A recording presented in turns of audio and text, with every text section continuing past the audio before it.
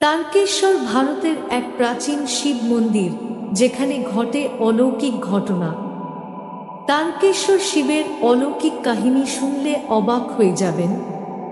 এই মন্দিরে শিবলিঙ্গ নিজে থেকেই আবির্ভূত হয়েছিল। ভক্তরা বলেন এখানে মানত করলে তা নিশ্চিত পূরণ হয়।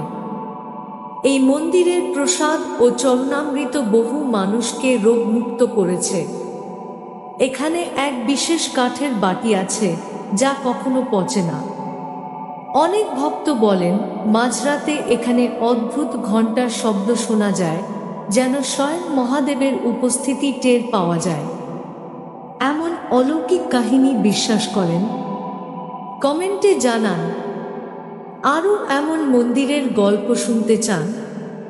তাহলে লাইক, শেয়ার আর সাবস্ক্রাইব করেন।